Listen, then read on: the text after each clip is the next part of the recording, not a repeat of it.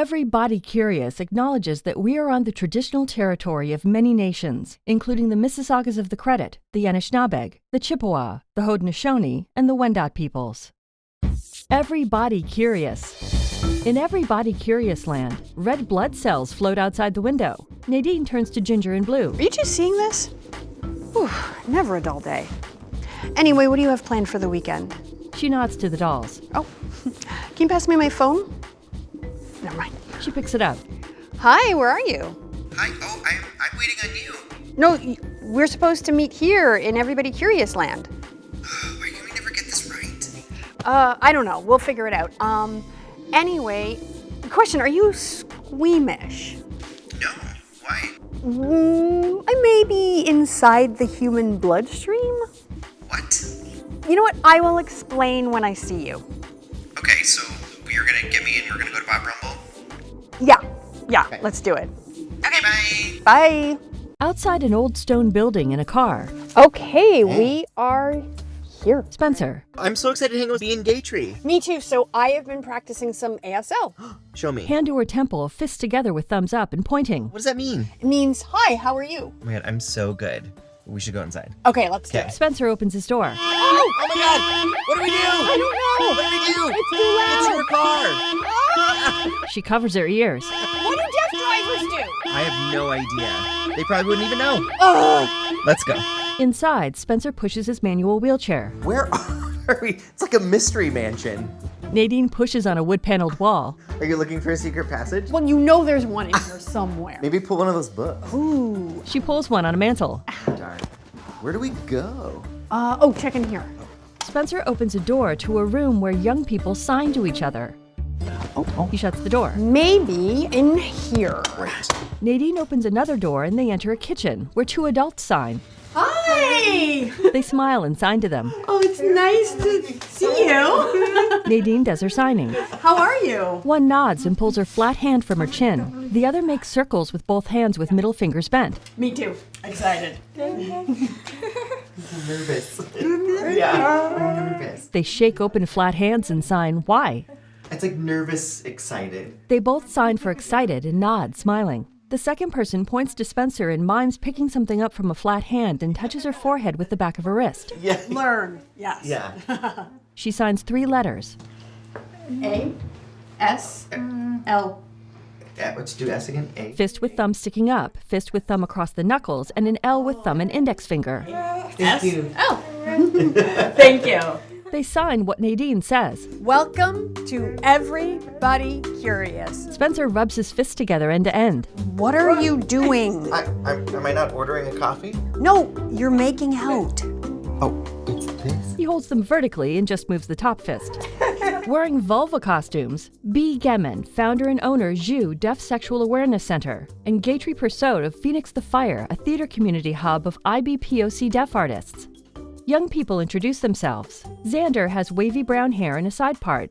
Dominic has brown curly hair. Jasmina has long black hair and glasses. Alessa has dark chin-length hair. They all sit together, with interpreters speaking. B. Hi, I'm really excited to work with you all today.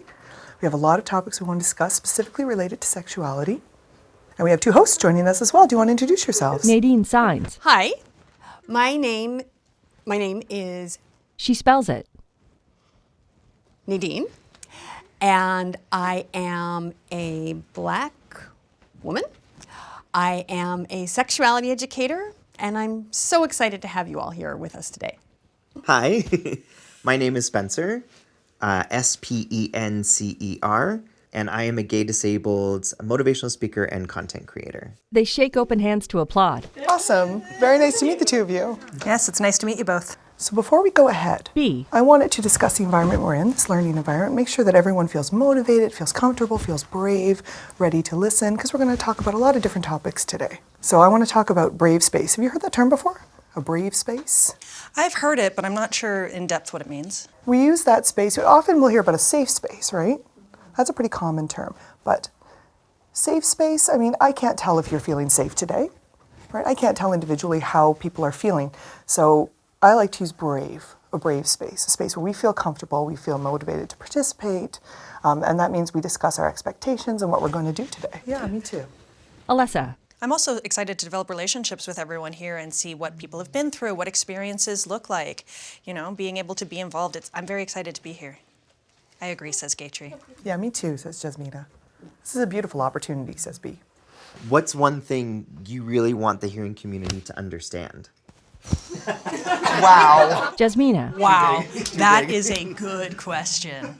I think I want the hearing community to know that deaf people can do anything. The only thing we can't do is hear. Alessa. Also, I want to feel like when we meet hearing people, there's always a lot of times where we're in the hearing community or, with my hearing friends, and they'll ask things like, what's your identity? Like, are you a lesbian? Are you gay? But there's this shocking moment where it's like, oh, deaf person involved with the queer community? I've never seen that before. Like, it's just, no, deafness is not just one thing, right? Again, like Jasmina said, we can do anything but hear. But the perspective of us being as part of these all different communities and intersectionalities that we have doesn't seem to strike the hearing folks as much sometimes. So yeah, when it comes to, deaf or hearing folks, anyone could be fluid. Anyone could have different identities. B. I think Spencer's comment before made me think as well that, like, hearing people, like... They don't even realize we call them hearing sometimes. Like, that is a term that we use for people that are not deaf. They're hearing. So when I meet hearing people who don't sign very specifically... I'll say people who don't sign or who can't hear to identify. Because the majority group, typically when you have a majority group and a minority group doesn't have a label, right? They label the minority groups. So Yes, that's something that I just learned, that there's a sign for I'm hearing. I didn't know that. B. Any other terms we want to discuss? Gaitrie. So there's some signs around, like lesbian. I've seen in two different ways. Alessa. That is definitely a hot topic in the community as well. The lesbian community feels as though when you put the L directly on your chin, fully on your chin, it feels offensive. I think that sort of comes from using the word fag as an offensive term, and people would use that sign in that context. So I think that's why it's evolved. So I think it has moved a little bit, like you just signed it, so it's just the tip of the index finger on the chin instead. B. Hold something. What do we think this is? Jasmina. Hair, obviously. Yeah. Body yeah. hair. But what kind of hair? Just hair. Body hair? There's another word for it. Pubic hair, yeah. Pubic hair. Is there a vagina? Yeah. What about this one? What do you think this is? B takes 2 balls out of a pouch. So we have balls, and they're in this. What do we call that? Scrotum. Gaitrie. Right, scrotum. Yeah. Spelling it right? Oh, I'm not good at spelling. S-C-R-O-T-U-M, right? B turns to Nadine. All right. Why do individuals have a scrotum? It holds. Dominic signs. Make sure that it keeps all your body parts in place, right? Keeps everything together. Yes, it's definitely important. That was a very graphic explanation, Dominic, but yes. Like, so they don't swing free, they're held together in position. B holds the balls, which are shaped like eggs. So if we think about a person who has a vagina, the head of the penis very similar to the clitoris.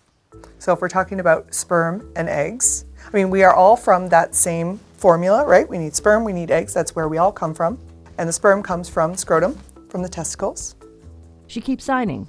And so for some folks, when they're born, their genitals end up growing outwardly on the outside versus those that grow more inside and in the body. So what would we call them if they're inside the body? Be related to the period, Jasmina said? Or to maybe like the ovaries or something? Like what Yeah. helps make babies with your period, that Yeah. stuff? B. Yes, exactly. The ovaries. So the ovaries, in terms of development, end up inside the body. And individuals with ovaries are actually born With their with the eggs ready. They're born with the eggs that they have, and then as they develop, when they're ready to send eggs down through from the ovaries, down the fallopian tubes, they'll start with their period. So, but the point being that balls and ovaries are similar at the beginning of development, and some move inside and some stay outside. Jasmina. And so we all start out in the same way, but then our development ends up different. Yeah, exactly. So that's why I was saying, so we have scrotum and the testicles. They're exterior to the body, and they have a sac that holds them in place. And then people with vaginas. Gaitrie. It's what protects them the same way. Is that the labia, Gaitrie saying? Yes, it's the labia. B. The labia protect the opening in the vagina. So they are skin flaps, and we actually have two sets. There's a thin set right around the opening of the vagina, and then there are two larger labia around the exterior. Gaitrie. So related to that, if we're discussing the vagina, and I know there's been a lot of discussion around this, how do you wash or like clean your vagina? Like, you know, there's that whole idea of like, you know, you're rubbing toilet paper against it. Like, how do we avoid infection? How should you even like wipe, like back to front to back? Like, what does that look like? I think standard practice, typically, it's suggested from front to back. B. So you reach around behind and you pull back. Because and the reason for that is that, you know, you have bacteria, especially around your anus, around your bum. And if you're wiping back to front, you're pulling that bacteria forward, and it could get into your vagina, your genitals, and could cause problems. So for example, let's say this is the butt, your bum, your anus, right? So it's behind the vagina a little bit and down. So if you're pulling forward, you're moving that bacteria forward. Jasmina. No, but that's good to know, right? Because also sometimes think that maybe it's a further apart, and so that it wouldn't be as much of an issue. Whereas, you know, it's really less than 1 inch if we actually take a look at the sizing of it. So I think that's definitely something important to keep in mind. Yeah, and I mean, the individuals vary, of course, but yeah. And also to add to that, oftentimes if you have a vulva, for cleaning, just soap and water. The vagina is self-cleaning. The lubrication cleans out the vagina.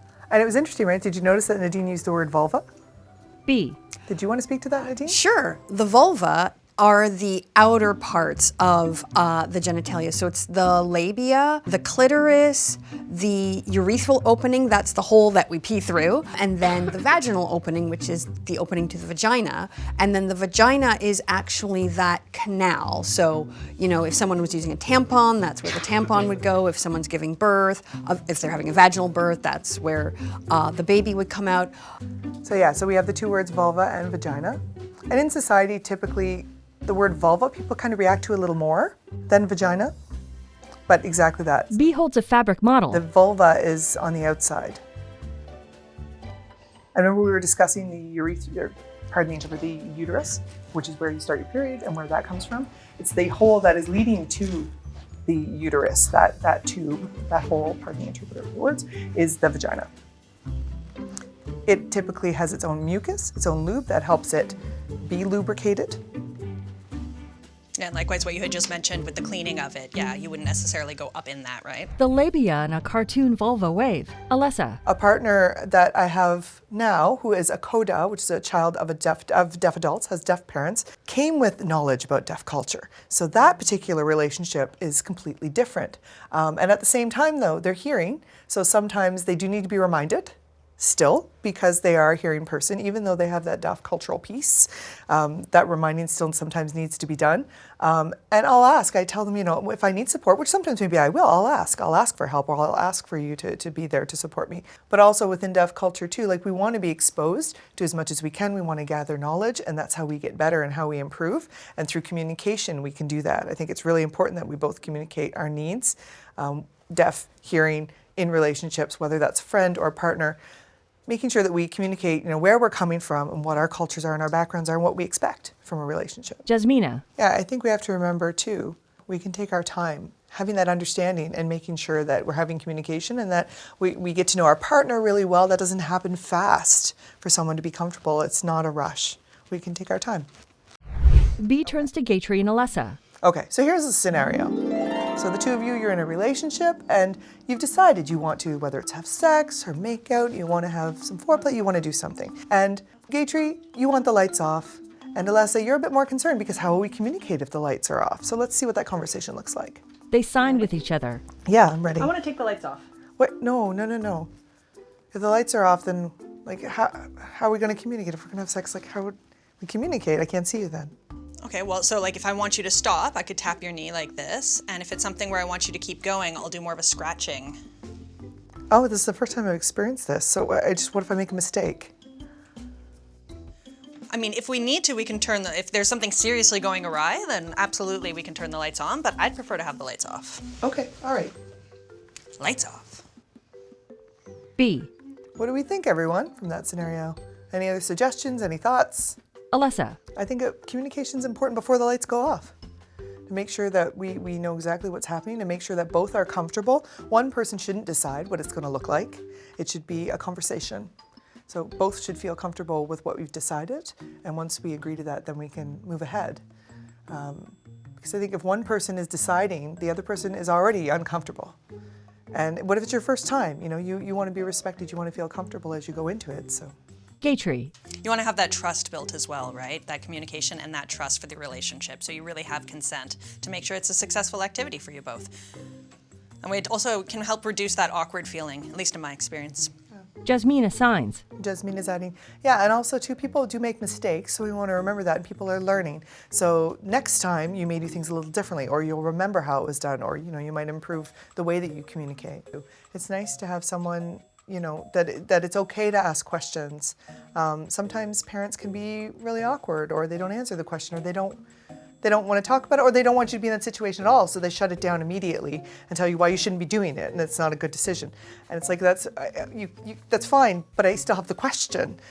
So I think teenagers in general, or youth, like when we start asking questions and we start getting really curious, that outlet of where do we go to get information? We start trying to look for people that we can ask, because we don't want to tell our parents, because all they ever do is say, but that's not a good decision anyway, and they don't answer the questions. So there's so much exposure that we don't necessarily get. That would include also why you may or may not do the thing, and why people would judge it right or wrong, and understanding it from a variety of perspectives, because sometimes parents, bring their own opinions and their own issues along with their answer. And then the situation, you want the situation to be open. You want to be able to get information about it without being judged.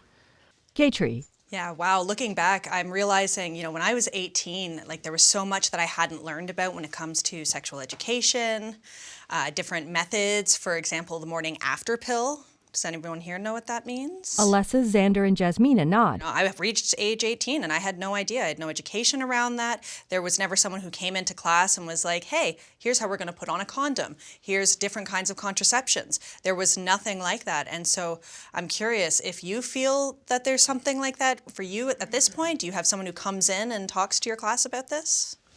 Jasmine is asking, Dominique and Xander, do you both know what the morning after pill is? Xander saying yes, Dominique saying no. Jasmina shakes her head at Xander. B. And Xander's explanation was not correct. Do you want to explain it, Jasmina? Sure. So the morning after pill is, if people are, having raw sex, no condom, and it's not only in that particular situation, it could be maybe you're in trouble, but for whatever reason you've had sex without protection and ejaculation has happened and you don't want to be pregnant. So at which point you can go to the doctor and get a morning after pill, and it's a pill that you take with water, and essentially what that pill will do is it will dissolve anything that is happening and prevent pregnancy from happening. Some people are like, it kills, but it doesn't kill anything, it prevents it. And Gaitrie's adding, not just raw sex, sometimes condoms break. And so sometimes there's unexpected elements too, right? Condoms are only 99% effective, but there's still a 1% where something could happen. B. This has been an amazing discussion. We talked about a lot. I really enjoyed this. Thank you for sharing your stories and being willing to discuss all these topics together. I'm so happy to have met all of you. I feel so honored, very excited to see the learning that took place today. And all of us have a responsibility. We have a responsibility to learn, not, for ourselves, of course, but also to share with others. Nadine and Spencer sign yes by moving a fist like a nodding head. Everyone shakes open hands to applaud. Later in the car. I feel like we should just keep the silence going for a minute. Spencer takes out his phone. Nadine picks up her phone and opens a text from him saying, "Today was awesome." She types back, "What? I can't see without my glasses." He replies, well, we can find them before we go. Did you have fun? She types, "It was a blast. You?" He types, "Yep, let's roll." "I'll drive." She texts, "Sounds good." Also, follow us on social at Everybody Curious and online at everybodycurious.com. A logo is shown for Jooux, Deaf Sexual Wellness Center, JOOUX.com. Titles: created by Louise Pollard. Written and directed by Kim Harris. Hosts and creative consultants Nadine Thornhill, Spencer West. Co-host and creative consultant B. Gemin. Everybody Curious cast: Alessa, Dominic, Jasmina, Xander. Guest, Gaitrie Persaud. ASL interpreters, Rogue Benjamin and Amanda Hyde. ASL consultant, Jaideep Garay. Everybody Curious Dolls, Ginger and Blue, created by Nell Coleman. Closed captions, Line 21 Media Services. Described video, Power of Babel. Executive producer, Louise Pollard. Special thanks, Joanne Bursa, Bob Rumball Center of Excellence for the Deaf. Jooux Deaf Sexual Wellness Center. Special thanks, Jasmina, Xander, Dominic, and Alessa's families. Special thanks, James, Dan, Tess, and Stella, Scott, Christina, Ian, and everyone at Shaftesbury. Produced with the financial participation of the Shaw Rocket Fund and the Bell Fund. Funded by the Government of Canada. Albert Certified Production, Louise Pollard, everybodycurious.com.